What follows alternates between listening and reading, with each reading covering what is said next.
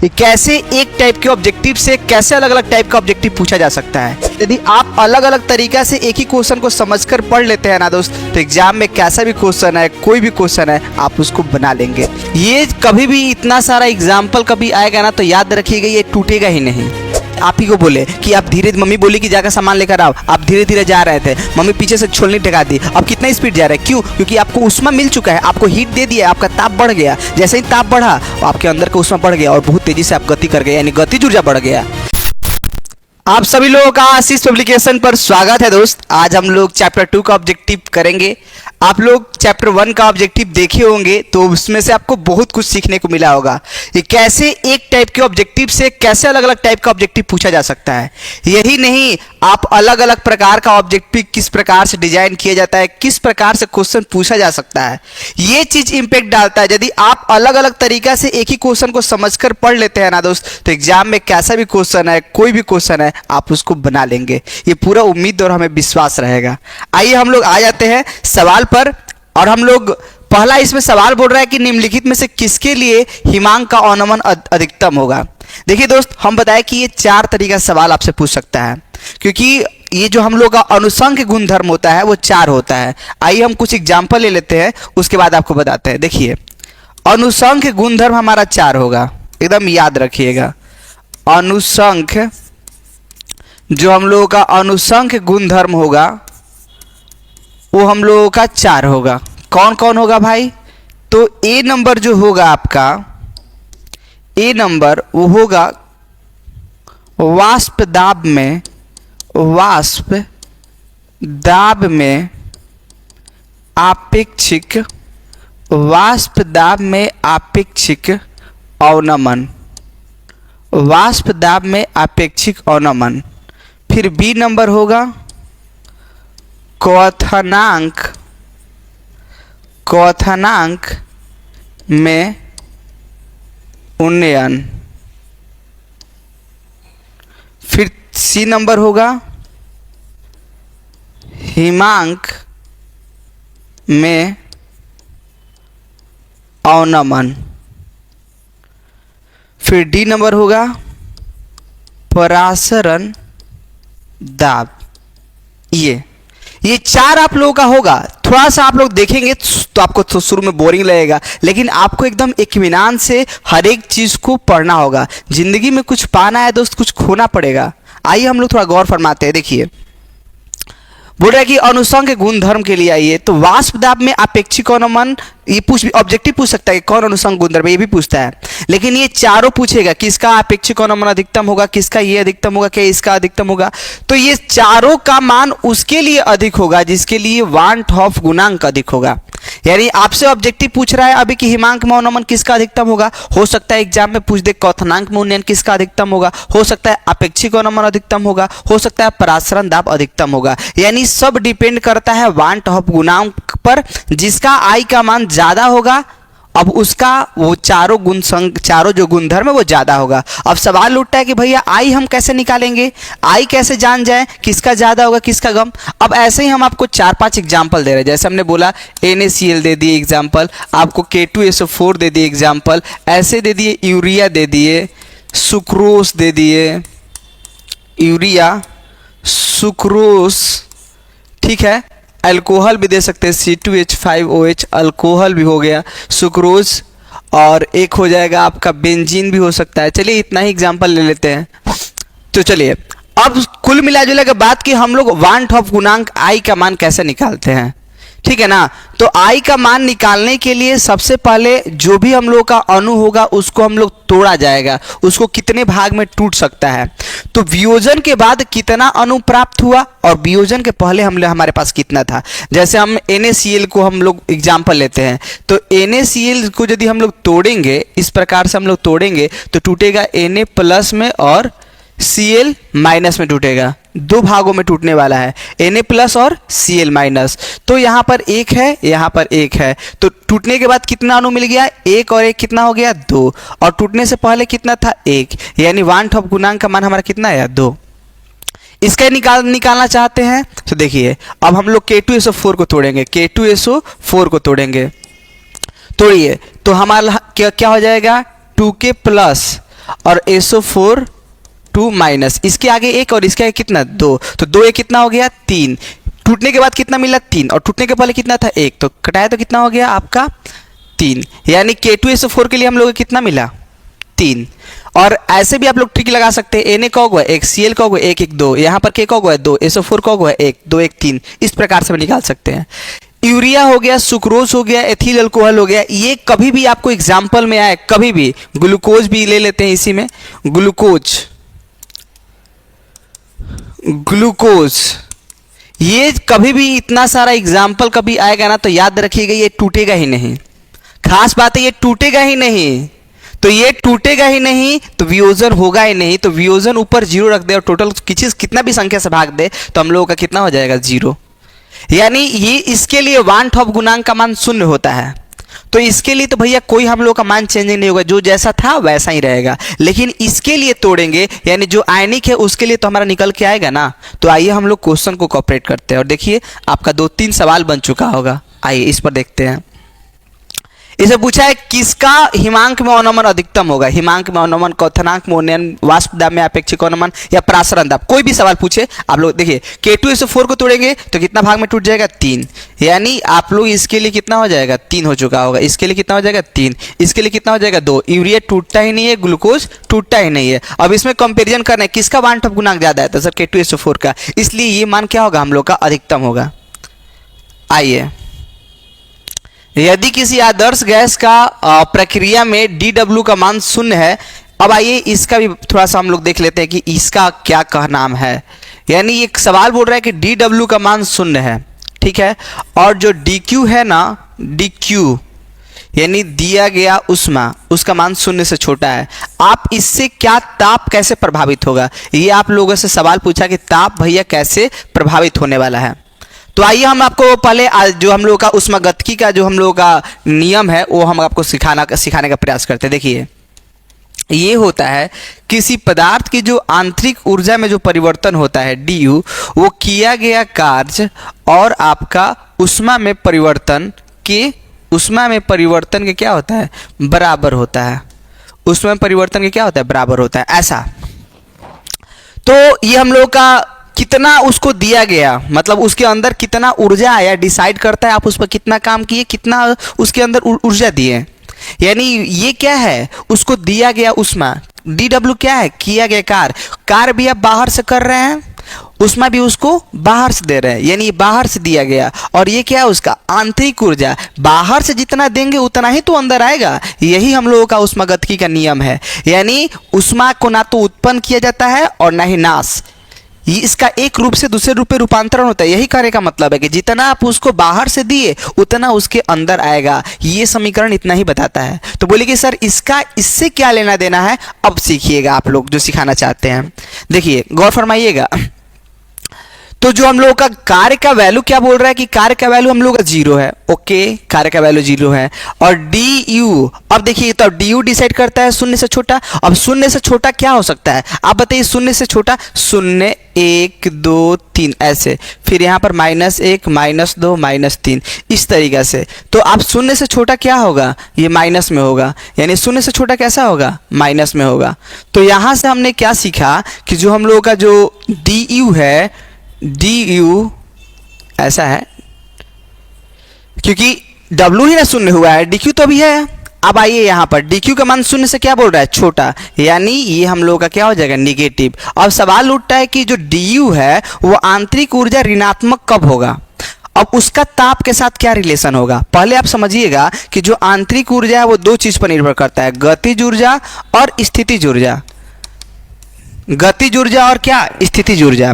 अब ये जो स्थितिज ऊर्जा है, ध्यान से समझिएगा, ये जो आप लोगों का स्थितिज ऊर्जा है वो आदर्श गैस के लिए 0 होता है, यानी आदर्श गैस के लिए होगा ही नहीं। तो आदर्श गैस के लिए क्या बच गया, गतिज ऊर्जा। जब ताप का मान बढ़ाएंगे तो गतिज ऊर्जा बढ़ेगा, जब गतिज ऊर्जा बढ़ेगा तो उसका आंतरिक ऊर्जा भी बढ़ेगा। लेकिन जब ताप का मान घटेगा ताप अब बोले कि आप ही को बोले कि आप धीरे, मम्मी बोली कि जाकर सामान लेकर आओ, आप धीरे धीरे जा रहे थे, मम्मी पीछे से छोलनी ढका दी, अब कितना स्पीड जा रहा है, क्यों? क्योंकि आपको उष्मा मिल चुका है, आपको हीट दे दिया, आपका ताप बढ़ गया। जैसे ही ताप बढ़ा आपके अंदर का उष्मा बढ़ गया और बहुत तेजी से आप गति कर गए, यानी गतिज ऊर्जा बढ़ गया। जैसे ही उष्मा अधिका यानी ताप बढ़ा, आपका गति करने की क्षमता बढ़ जाएगा। तो यहां से आपको क्या सीखने को मिला कि जैसे ही यहां से हम लोग का ताप इंक्रीज किया, जैसे ही हम लोग का तापमान यहां से क्या हो गया, बढ़ा, तो जैसे ही यहां पर तापमान जैसे ही बढ़ा तो हम लोग का क्या हो गया, गतिज ऊर्जा बढ़ गया। तापमान बढ़ने से क्या हो गया, गतिज ऊर्जा बढ़ गया, और जैसे ही गतिज ऊर्जा हम लोग का बढ़ा वैसे ही हम लोग का ये बढ़ जाएगा। लेकिन सवाल है कि यहाँ पर ड्यू निगेटिव हो गया, यानी आंतरिक ऊर्जा घट गया। अब सवाल उठता है आंतरिक ऊर्जा कब घटेगा, तो जब हम लोगों का गतिज ऊर्जा क्या हो जाए, घट जाए। और गतिज ऊर्जा कब घटेगा, जब ताप का मान घट जाए, यानी ताप घटेगा, गतिज ऊर्जा घटेगा, गतिज ऊर्जा घटेगा, आंतरिक ऊर्जा घटेगा, यानी तीनों एक दूसरे के साथ इंटरलिंक है। तो आप बताइए कि यदि हम आपसे पूछे कि ये ऋणात्मक है, इसका मतलब ये घट रहा होगा। अब ये घट रहा होगा तो ताप कैसा हो रहा होगा, ताप भी घट रहा होगा, यानी इसका एग्जैक्टली आंसर क्या होगा, ताप घट रहा होगा। उसके बाद हम लोग अगला सवाल पर आते हैं। फिर बोल रहा है कि इनमें से कौन सा अनुसंग गुणधर्म नहीं है। हमने आपको पीछे के थ्योरी में बताया कि हिमांक में अवनमन हो सकता है, और वाष्प दाब में आपेक्षिक अवनमन हो सकता है, क्वथनांक में उन्नयन हो सकता है, और एक और हो सकता है प्रासरण दाब। लेकिन ये हम आपको अभी तक नहीं बताए हैं, इसलिए हम लोग का एग्जैक्ट जो आंसर होने वाला है वो क्या आंसर होगा, ये हम लोग का अनुसंग गुणधर्म नहीं है, इसलिए इसका आंसर ये होगा। फिर आइए हम लोग ये सवाल करते हैं, 234.2 ग्राम चीनी में इतना ग्राम चीनी है, मूलल सांद्रण ज्ञात करने के लिए बोल रहा है आपसे। क्या बोल रहा है, मूलल सांद्रण ज्ञात करने के लिए। आपको याद रखना होगा मूलल सांद्रण बोले या फिर मूललता बोले बात एक ही है। मूलल सांद्रण बोले या मूललता बोले बात एक ही है। और देखिए मूललता या मूलल सांद्रता ज्ञात करने का एक सूत्र होता है क्या, कि जो घुलने वाला है उसको बोलते हैं विलय या उसको बोलते हैं घुल्य। विलय का द्रव्यमान आपको पता होना चाहिए, और साथ साथ में विलय का आपको मोलर द्रव्यमान भी पता होना चाहिए। आपको विलय का मोलर द्रव्यमान भी आपको पता होना चाहिए। विलय का आपको क्या पता होना चाहिए, मोलर द्रव्यमान, जो आप खुद से निकालते हैं, द्रव्यमान, फिर गुना विलायक का द्रव्यमान किसमें, ग्राम में, और गुना क्या हो जाएगा 1000। यही कंसेप्ट है। आइए थोड़ा देख लेते हैं। तो मूलल सांद्रता यानी मूललता ज्ञात करना है। तो मूललता के लिए विलय जो घुलता है, तो घुलता कौन है, चीनी, और चीनी का द्रव्यमान दिया कितना गया है 34.2। तो जो यहाँ पर है वहां पर हम लोग कितना रखेंगे 34.2। अब सवाल उठता है कि विलय मतलब कौन, चीनी मतलब क्या C12 H22 O11। और जब सबका रखेंगे यहाँ पर कार्बन का 12 होता है, 12 का 12 से मल्टीप्लाई करेंगे, हाइड्रोजन का 1 का 22 से मल्टीप्लाई करेंगे, और 16 का 11 से मल्टीप्लाई करेंगे, तो टोटल कितना होगा 342। यानी इसका जो मोलर द्रव्यमान हम लोग निकाले कितना निकल गया 342। और यहीं पर जो थोड़ा सा लड़के लोग मिस कर जाते हैं, यहाँ पर जरूरत है विलायक का। विलायक मतलब हम लोगों का होता है क्या, घोलक।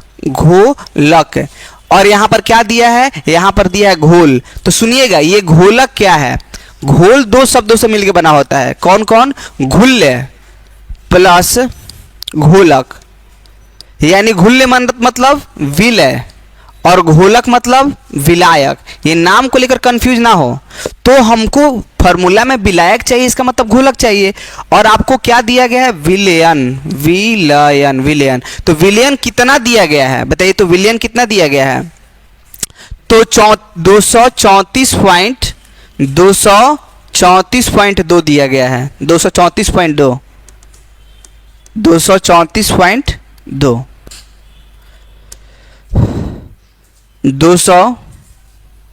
234.2 दिया गया है, और घुल्य कितना दिया गया है 34.2 दिया गया है। ठीक है, तो आपको विलायक पता करना है, तो घटा देंगे तो निकल जाएगा, कितना आसान है, घटाएंगे तो निकल जाएगा, इस तरह जाएगा तो कितना हो जाएगा 200, कितना हो जाएगा 200 क्या ग्राम, यानी विलायक का आपको पता चल गया। विलायक का द्रव्यमान कितना है, तो ले जाके यहाँ पर रख दीजिए, फॉर्मूला यहाँ पर जरूरत ही था 200 का, और गुना क्या कर दिए 1000, सूत्र ही बोलता है। तो चलिए हम लोग गुना करते हैं, तो ये क्या हो जाएगा 2 × 5 = 10, खत्म हो गया। फिर दशमलव काटेंगे, नीचे 0, ये कितना बार में 10, और जब कटाएंगे तो हमारा कितना हो जाएगा 0.5, यानी आंसर नंबर क्या हो जाएगा, यहाँ पर बी नंबर थोड़ा सा काटम कुटम हो गया है, बी नंबर आंसर जो दिया गया वो कितना दिया गया 0.5, यानी एग्जैक्टली हमारा आंसर कितना होने वाला है 0.5। थोड़ा कचरा हो गया, आप थोड़ा सा इसको अच्छा से सुन लीजिए क्या करेंगे, फिर से दोबारा सुन लीजिए। मूलल आपको सांद्रण यानी मूललता चाहिए था, ओके। तो मूललता का सूत्र होता है विलय का द्रव्यमान बटा में विलय का मोलर द्रव्यमान, विलय का द्रव्यमान ग्राम में गुना क्या हो गया 1000, बोले ओके। और विलय मतलब होता है घुलने वाला, घुलने वाला कौन है चीनी, चीनी का द्रव्यमान कितना दिया 34.2, और फिर इसका मोलर द्रव्यमान कितना है 342 है, ठीक है। और हम लोगों का जो घोलक है यानी जो विलायक है वो हम लोग का कितना हो गया 200, और गुना क्या हो गया 1000, कटाएंगे कितना बार में कट गया 5, और इसी से कटाए तो कितना बार में कट गया 10। अब जब गुना भाग किया तो निकल गया। थोड़ा सा कंफ्यूजन केवल यही था, थोड़ा सा क्वेश्चन में लपेटा गया था क्या कि 342 ग्राम चीनी का घोल यानी ये बिलियन का दिया गया है और आपको चाहिए था विलायक, इसलिए हमको यहाँ पर क्या रखना पड़ा 200। मेन लोचे यहीं पर है, नहीं तो और सब सही है। तो चलिए, आप हमें पूरा उम्मीद है कि आप लोगों को क्लियर हो चुका होगा। यदि नहीं क्लियर हुआ तो एक बार थोड़ा दोबारा पीछे से वीडियो आइए और आगे चले जाइए, आपको जरूर क्लियर हो जाएगा। आइए हम लोग 5वां नंबर सवाल करते हैं कि 5वां नंबर सवाल क्या है। ये आप लोगों का 5वां नंबर सवाल बोल रहा है कि आप लोगों से 5वां नंबर सवाल बोल रहा है क्या कि 5% केन शुगर आइसोटॉनिक है। आइसोटॉनिक कहने का मतलब समपराशरी, ये मेरे बातों पर आप लोग गौर फरमाएंगे। आइसोटॉनिक कहने का मतलब समपराशरी, समपराशरी मतलब जिसका प्रासरण दाब बराबर हो, और प्रासरण दाब यदि दो चीज का बराबर होगा, प्रासरण दाब दो चीजों के लिए बराबर होगा, इसका मतलब है कि उसके लिए NRT हम लोग का क्या होगा इक्वल होगा, यानी RT तो दोनों में है तो RT हम लोग का क्या हो जाएगा खत्म। अब हमको मोलों की संख्या कैसे निकाले, सॉरी पाई बराबर मिस्टेक पाई बराबर NRT नहीं, ऐसा होता है पाई बराबर CRT, सॉरी CRT हो जाएगा, CRT दोनों के लिए क्या हो जाएगा इक्वल। तो अब भैया RT तो दोनों में सेम होगा, तो हम लोगों का क्या पता करना, हमको क्या देखना है C, यानी आपको मोलरता निकालना है। और मोलरता के लिए आपको क्या चाहिए, तो विलय का मोलरता कैसे निकलेगा, तो हम आपको बता दें कि विलय का दिया गया द्रव्यमान जिसके लिए हम लोग स्मॉल w का इस्तेमाल कर रहे हैं, यानी मोलरता का सूत्र होता है C का सूत्र होता है विलय का दिया गया द्रव्यमान बटा में विलय का मोलर द्रव्यमान। तो जो मोलर द्रव्यमान है उसको M से दिखाए, फिर गुना विलयन का आयतन, गुना क्या हो जाएगा विलयन का आयतन, गुना क्या हो जाएगा 1000। ये किसका सूत्र होता है C का, मोलरता का। जो लोग भी पढ़े होंगे ये बात जानते हैं, दिया गया द्रव्यमान को ऊपर रखते हैं, मोलर द्रव्यमान को हम लोग नीचे रखते हैं, आयतन को नीचे रखते हैं, गुना में 1000। यहाँ पर भी वही फॉर्मूला है, दिया गया द्रव्यमान को ऊपर, मोलर द्रव्यमान को नीचे, गुना आयतन, गुना क्या हो जाएगा 1000। यही तो है बात। बोलेगे ठीक है इतना तो हो गया, लेकिन मान लीजिए कि दोनों अलग अलग है ना, तो इसको W1 M1, यहाँ पर W2 M2 और कर दे सकते हैं, यहाँ पर V1 कर सकते हैं, यहाँ पर V2 कर सकते हैं। बोलेगे ठीक है सर, ये तो हम बात सीख चुके हैं कि चूंकि ये बोल रहा है कि आइसोटॉनिक है, इसका मतलब समपराशरी है, यानी प्रासरण दाब बराबर होगा। प्रासरण दाब का ये सूत्र होता है, इसलिए दोनों चीजें आपस में बराबर हो चुकी है। अब हमने इसका फॉर्मूला रखा, ये दिया गया द्रव्यमान बटा मोलर द्रव्यमान आयतन, फिर दिया गया द्रव्यमान बटा मोलर द्रव्यमान इंटू आयतन, और गुना में 1000 होता है, ये सूत्र हमने रखा। अब आइए थोड़ा सा इसका अर्थ जानने का प्रयास करते हैं, क्योंकि बिना अर्थ जाने तो कुछ होगा नहीं। 5% केन शुगर का अर्थ क्या है, इसका अर्थ है कि 100 ग्राम जलीय विलयन, इसका अर्थ है क्या 100 ग्राम जलीय विलयन, ठीक है ना। 100 ग्राम जलीय विलयन में 5 ग्राम क्या है केन शुगर यानी चीनी है। चीनी कितना है 5 ग्राम है, ओके ये जान चुके हैं। उसके बाद फिर दूसरा का क्या बोल रहा है कि 1% घोल X के साथ, यानी दूसरा का अर्थ है कि 100 ग्राम जलीय, 100 ग्राम क्या जलीय विलयन में, 100 ग्राम जलीय विलयन में 1 ग्राम क्या है, 100 ग्राम जलीय विलयन में 1 ग्राम क्या है X पदार्थ है, X पदार्थ है, यही बात खास है। यानी 100 ग्राम जलीय विलयन में 1 ग्राम क्या है X पदार्थ, इसी X पदार्थ का आपको मान निकालना है, इसी x पदार्थ का मान निकालना है। अब उस फॉर्मूला में सबको पुट करेंगे तो हम आपको सबको निकल के आएगा। थोड़ा सा देखिएगा कचरा नहीं हो रहा है, आप इसको कॉपी पे बनाइएगा और जब आपको थोड़ा सा प्रॉब्लम हो तो यहाँ पर देखिएगा। एक बात याद रखिएगा, हम यहाँ पर क्या करेंगे, यहाँ पर आयतन है, यहाँ पर आयतन है, यहाँ पर 100 ग्राम आयतन, 100 ग्राम आयतन को हम लोग 100 ml आयतन के इक्वल कर सकते हैं। बोले सर क्यों, हमेशा कर सकते हैं? नहीं, हमेशा के नहीं, जल के केस में। सर बोले क्यों? क्योंकि आपको पता है घनत्व का सूत्र होता है द्रव्यमान बटा में आयतन, तो आपको आयतन का फॉर्मूला निकालना है, तो आयतन का फॉर्मूला होगा द्रव्यमान बटा में घनत्व। मान लीजिए कि द्रव्यमान दिया है 100 और आपको याद रखना होता है कि जो जल का आयतन हो, जल का जो घनत्व होता है वो होता है 1, इसलिए जो आयतन होगा वो द्रव्यमान के क्या होगा, बराबर होगा, क्योंकि जो घनत्व हो जाता है वो 1 हो जाता है। यानी नीचे वाला जब 1 ही हो गया तो द्रव्यमान को आयतन के बराबर कर सकते हैं, लेकिन कब, जल की स्थिति में, सब स्थिति में नहीं हो सकता है, केवल जलीय विलयन में ऐसा हो सकता है। ओके, तो जलीय विलयन में ही ये इसके बराबर हो सकता है और कोई स्थिति में ऐसा बराबर होगा नहीं। यानी आयतन के जगह पर उसका द्रव्यमान रख देंगे, कोई दिक्कत नहीं है। तो आप यहां पर हमने क्या किया कि जो दिया गया द्रव्यमान था, पता है कितना दिया गया था, चिन्नी दियो हो इधर है, कितना पता चला, इसका अर्थ निकाले तो पता चला कि उसका दिया गया द्रव्यमान कितना है, 5 ग्राम है। ओके, उसका मोलर द्रव्यमान चीनी का कितना होता है, आप लोग जानते हैं 342। यहां पर उसका आयतन कितना पता चला, 100, और गुना में क्या हो गया, 1000। ओके, ऐसे ही जब निकालेंगे दूसरा वाला का भी निकालेंगे, तो दूसरा वाला का निकालेंगे तो उसका दिया गया द्रव्यमान कितना है, 1। बोले ठीक है, और उसका नीचे कितना है, मोलर द्रव्यमान, मोलर द्रव्यमान ही तो पता नहीं है, इसी का तो मान निकालना है, और गुना में क्या हो गया 100, और ऊपर क्या हो जाएगा 1000। ठीक है, एक क्या हो गया 1000। थोड़ा सा बस कल इसी यहीं पर बता दे रहे हैं तो आप लोगों को थोड़ा सा प्रॉब्लम हो रहा होगा। आइए हम इसको खत्म करते हैं। तो बताइए ये क्या हो गया, 100 से 100 क्या हो गया, खत्म हो गया। यानी ये सब चीजें खत्म हो चुकी हो, ये सब चीजें खत्म हो चुकी है। अब आपको x निकालना है, इधर लाएंगे 342 उधर जाएगा, यानी x बराबर 342 बटा में क्या हो जाएगा 5। जब कटाएंगे तो कितना आ जाएगा, कटाने पर आपका 68.4 आ जाएगा। यही आपका इसका आंसर है। एक बार दोबारा बताएं, सुनिएगा। प्रासरण दाब बराबर है पाई बराबर है CRT बराबर CRT, RT से RT खत्म, मोलरता, मोलरता मतलब दिया गया द्रव्यमान बटा मोलर द्रव्यमान, दिया गया द्रव्यमान बटा मोलर द्रव्यमान इनटू आयतन। फिर दिया कितना 5 ग्राम, मोलर द्रव्यमान आप कितना निकाले 342। अब इसका 5 ग्राम कैसे पता चला, तो उसका अर्थ लिखे कि 100 ग्राम जलीय विलयन में 5 ग्राम चीनी है, 100 ग्राम जलीय विलयन में 1 ग्राम x पदार्थ है, इसी x पदार्थ का आपको मोलर द्रव्यमान निकालना है। कौन सा भैया है, कौन सा, यहाँ पर तो आपको पता चल गया कि चीनी है, लेकिन यहाँ पर तो आपको पता नहीं ना चला, तो अब उसको कैसे पता करेंगे, मोलर द्रव्यमान निकाल कर। तो उसी के लिए पूरा एकदम नौटंकी हो रहा है। 5 ग्राम बटा में 342 रखे, लेकिन यहाँ पर 1 बटा में x रखे, सब गुना भाग किए, हम लोग एग्जैक्टली इतना आंसर आ गया। तो इस प्रकार से आप इस क्वेश्चन को सॉल्व कर सकते हैं। हम लोग नेक्स्ट वीडियो में और सब चीज़ों को कवर करेंगे। बस आज के लिए इतना ही। Thank you so much for watching this video.